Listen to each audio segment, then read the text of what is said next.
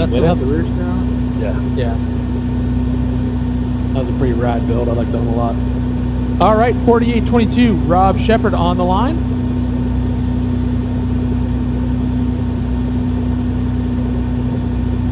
He's got Jesse Shepard riding shotgun out of Colorado Springs with RLS Racing in that Toyota. So there's some contingency money from Toyota if he does well. He's got a 3.4-liter engine, Warrior wrenches, triple lining, SLRK performance, and TGA performance, making his Kill the Hammer rookie debut. Right now is Rob Shepard. That is a very interesting engine package. Yeah, that's what I was thinking. V6. That is not. Went for the lighter weight.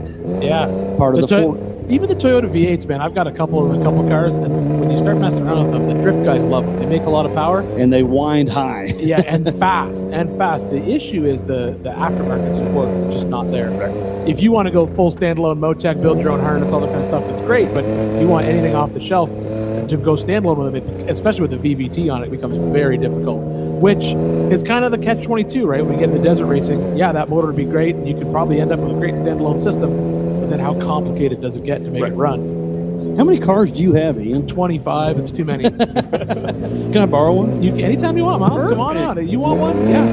If you want to haul the bomber out here, you can have it while you're out here. Oh, don't forget you said that.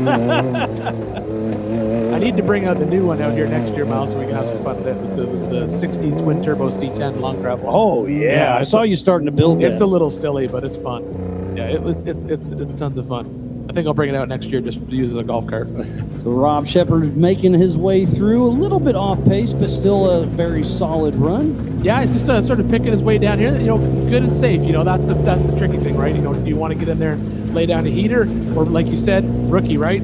Yeah. So probably just wants to get through qualifying and back to town. Just be on there, not make a mistake. And that's something very cool about the Yokohama Everyman Challenge. It is the everyman. This is a bucket list race for a lot of the competitors. They're not coming out here to win. They're coming out here to conquer the hammers and try to get that laser nut trophy. I think the better way to look at it, I think the better way, not look at conquering it to finish, just conquering it to compete. Yeah. Like just getting here, getting to this point right here is 90% of your job.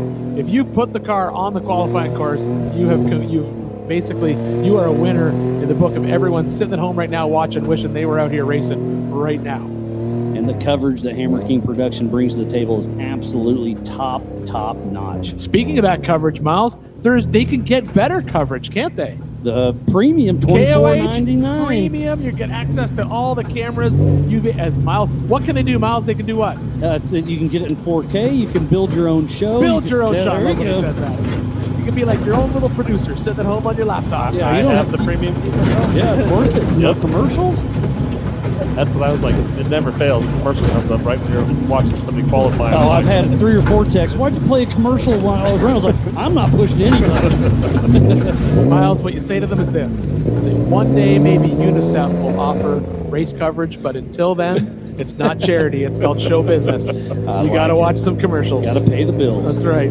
But yeah, it is a great way to watch this race. Obviously, it's on YouTube, on the King of the Hammers official YouTube. But if you get that premium, it really steps up the notch. Not so much during qualifying, but during the main race. Oh, during the main race, absolutely. But I would say get it now And so play you with can it. play with it. So during race day, you're not sort of like just messing around and figuring it out, because there are so many options in there. When it comes to race day, you want to be able to get in there and pick your own cameras and understand whose in-car camera feed you want. To me, the in-car camera feed is the coolest thing in the world. Especially if you get some guys tied together in the rocks. Oh, yeah. And now with the new timing, hopefully we can figure out to see where people are. We'll know where the cameras are, and you can kind of time it out to see if there's a pass coming up with all the on-cars.